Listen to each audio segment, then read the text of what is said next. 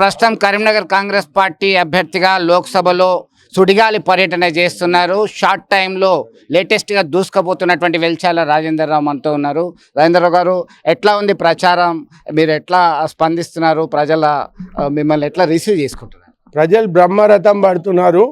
ఎక్కడికి పోయినా ఏదైతుందో వేల మంది తరలి వచ్చి మాకు మంచి నాయకుడు దొరికినాడు, కాంగ్రెస్ పార్టీ ఏదైతుందో మంచి నాయకుడిని సెలెక్ట్ చేసి పార్లమెంటు టికెట్ ఇచ్చింది, మేమందరం ఉత్సాహంగా పాల్గొని బంపర్ మెజారిటీతో గెలిపిస్తామని అంటున్నారు. KTR, BRS working president KTR ఒక కామెంట్ చేయడం జరిగింది మీ పైన.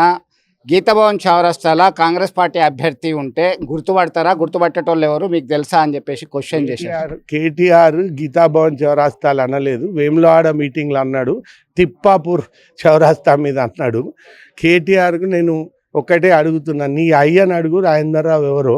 నన్ను రాజేందర్రావును కరీంనగర్ ప్రజలు రికగ్నైజ్ చేసుడు, మనం ఏదైతే ఉందో టవర్ కాడికి నువ్వు రా, నువ్వు నిల్చుందాము, నా దగ్గరికి వందలాది మంది వచ్చి ఎంత ప్రేమ ఆప్యాయత పంచుకుంటూ రాజన్న వచ్చిండు అంటారు.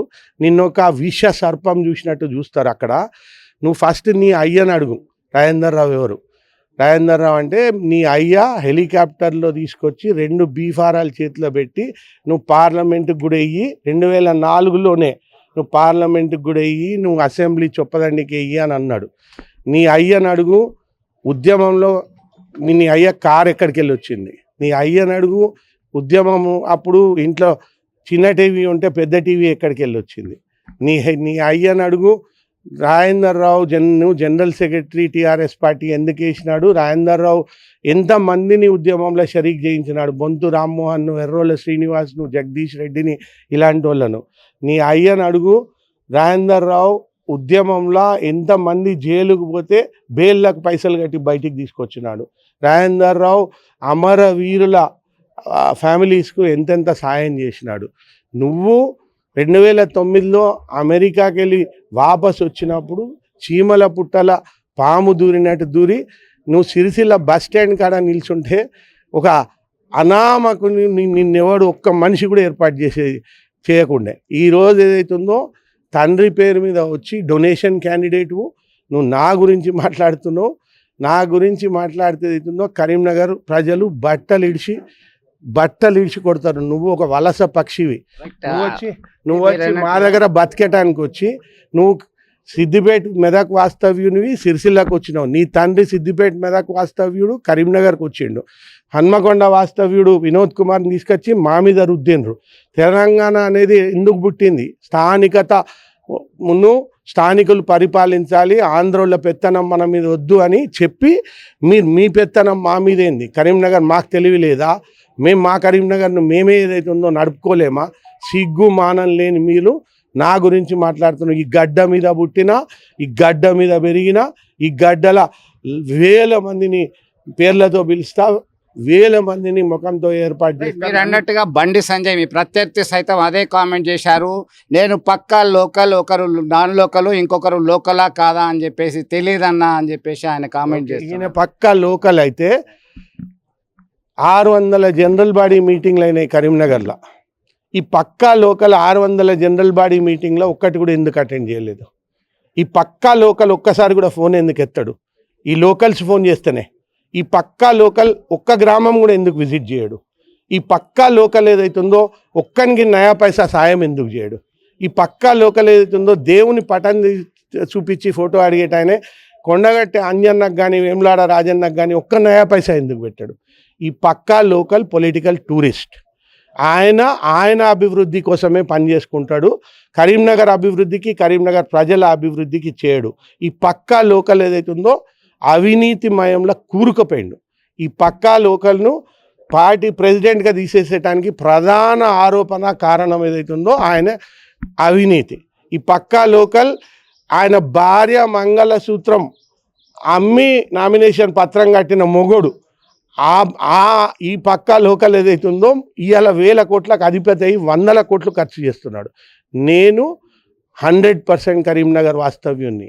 కరీంనగర్ ప్రజలందరూ నన్ను కరీంనగర్ బిడ్డగా, కరీంనగర్ ప్రజల మధ్యలో మమేకమైతూ నా చివరి రక్తపు బొట్టు వరకు సేవ చేసేటానికి వచ్చిన 100% కరీంనగర్ ప్రజలు ఏదైతుందో నన్ను తప్ప ఇంకొకరిని ఏదైతుందో లోకల్ అనుకునే ఆస్కారమే లేదు. బోయినపల్లి వినోద్ కుమార్ ఆల్రెడీ హసన్పర్తి దగ్గరలో ఉన్నాడు, ఆయన హన్మకొండకి వెళ్ళిపోతాడు.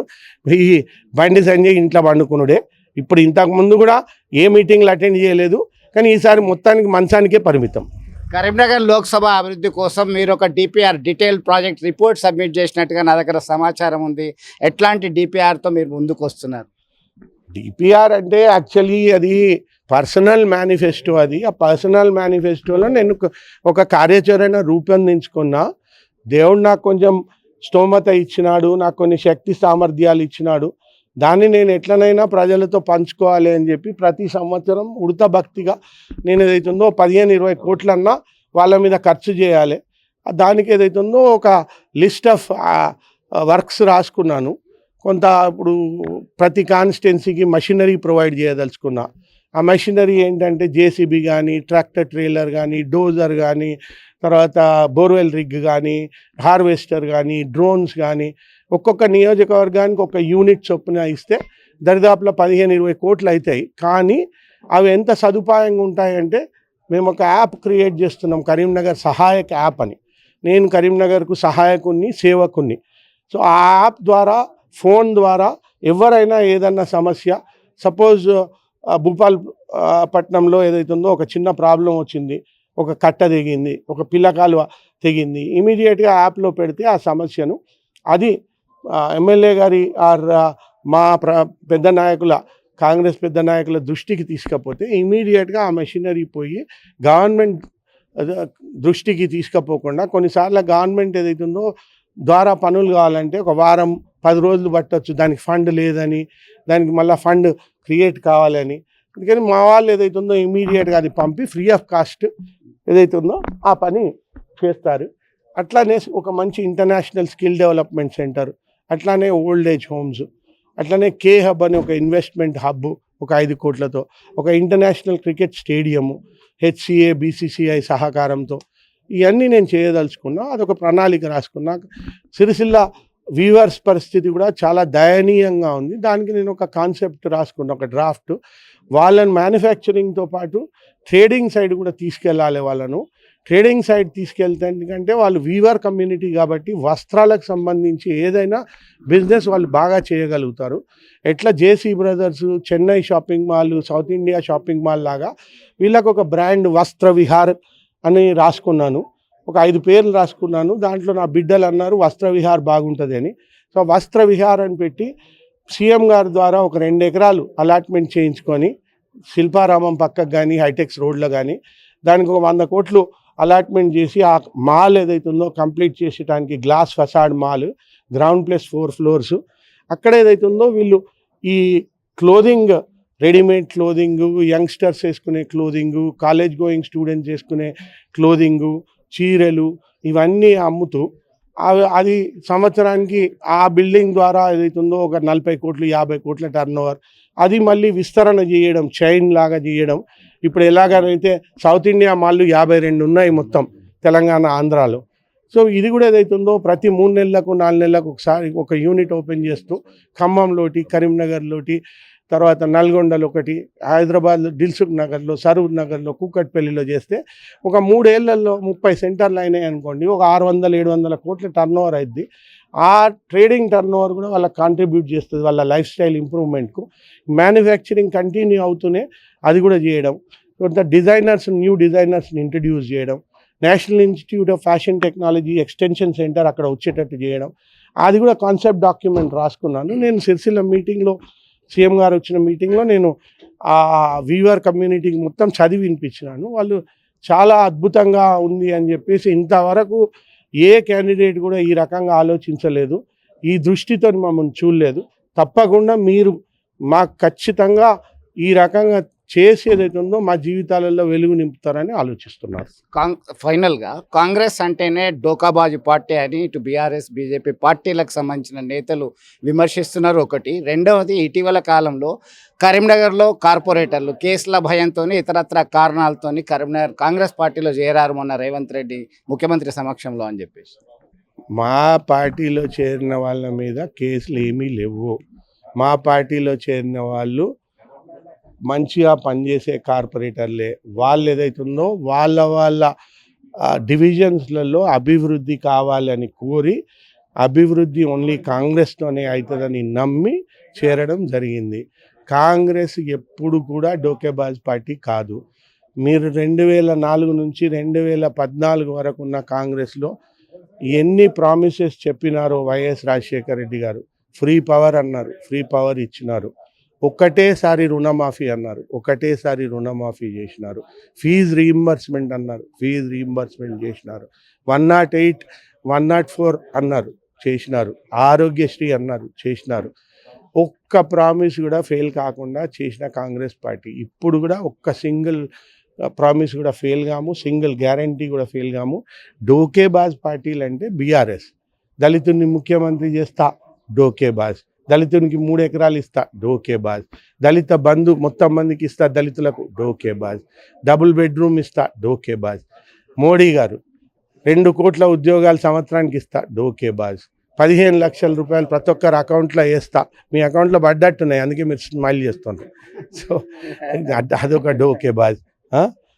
ఉద్యోగాలు ఇస్తా, డోకేబాజ్.